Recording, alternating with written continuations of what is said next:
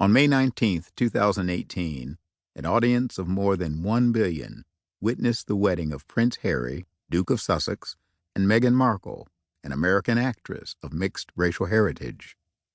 As the first African-American head of the Episcopal Church, sister church of the Church of England, I was asked to preach the royal wedding. My theme surprised no one who had followed my preaching and teaching over the past nearly 40 years. Love. Between two people, between two cultures, first, last, and always, love. From the 8th chapter of the Song of Solomon in the Bible. Set me as a seal upon your heart, as a seal upon your arm, for love is strong as death, passion fierce as the grave. Its flashes are flashes of fire, a raging flame.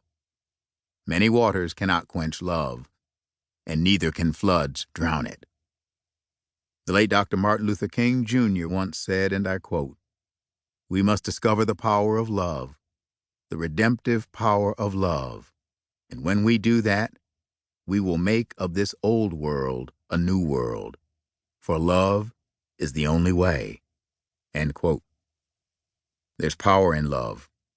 Don't underestimate it. Don't even over-sentimentalize it. There's power in love. If you don't believe me, think about a time when you first fell in love. The whole world seemed to center around you and your beloved. Oh, there's power in love. And not just in its romantic forms, but any form, any shape of true love. There's a certain sense in which when you're loved and you know it, when someone cares for you and you know it, when you love and you show it, it actually feels right. There is something right about it, and there's a reason for that. The reason has to do with the source. We were made by a power of love, and our lives were meant and are meant to be lived in that love. That's why we're here. Ultimately, the source of love is God Himself, the source of all our lives. There's an old medieval poem that says, "Where true love is found, God Himself is there."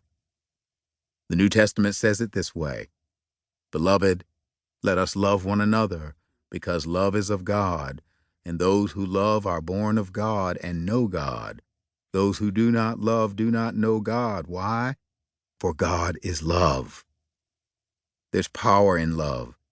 There's power in love to help and heal when nothing else can. There's power in love to lift up and liberate when nothing else will. Oh, there's power in love to show us the way to live.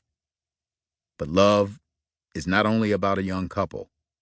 The power of love is demonstrated by the fact that we're all here. Two young people fell in love and we all showed up. But it's not just for and about a young couple with whom we rejoice. It's more than that. Jesus of Nazareth on one occasion was asked by a lawyer to sum up the essence of the teachings of Moses. He reached back into the Hebrew scriptures to Deuteronomy and Leviticus, and Jesus said, "You shall love the Lord your God with all your heart, all your soul, all your mind, and all your strength. This is the first and great commandment, and the second is like it.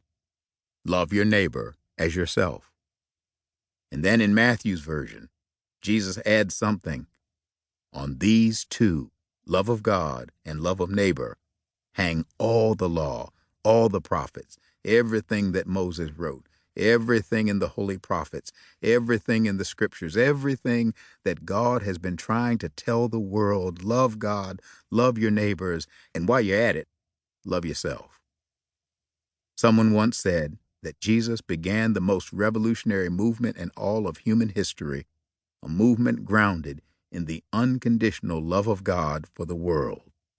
A movement mandating people to live that love, and in so doing to change not only their lives, but the very life of the world itself. I'm talking about power, real power, power to change the world. There were some old slaves in America's antebellum South who understood the dynamic power of love and why it has the power to transform. They explained it this way. They sang a spiritual even in the midst of their captivity. It's the one that says there is a balm in Gilead, a healing balm, something that can make things right. There is a balm in Gilead to make the wounded whole.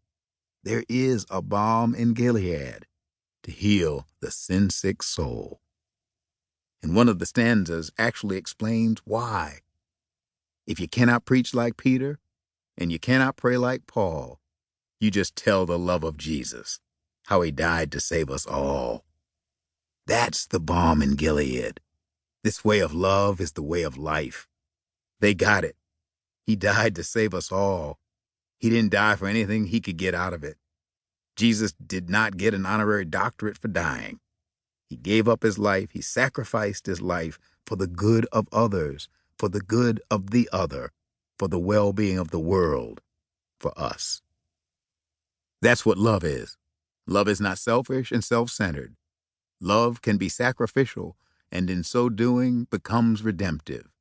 And that way of unselfish, sacrificial, redemptive love changes lives, and it can change the world. If you don't believe me, just stop and imagine. Think and imagine a world where love is the way. Imagine our homes and families where love is the way. Imagine neighborhoods and communities where love is the way. Imagine governments and nations where love is the way. Imagine business and commerce where love is the way. Imagine this tired old world where love is the way. When love is the way, unselfish, sacrificial, redemptive love, then no child goes to bed hungry in this world ever again. When love is the way, we will let justice roll down like a mighty stream and righteousness like an ever-flowing brook. When love is the way, poverty will become history. When love is the way, the earth will be a sanctuary. When love is the way, we will lay down our swords and shields down by the riverside to study war no more. To keep listening to this audiobook, I've left you a link in the description so you can do it at no cost thanks to Audible's 30-day free trial.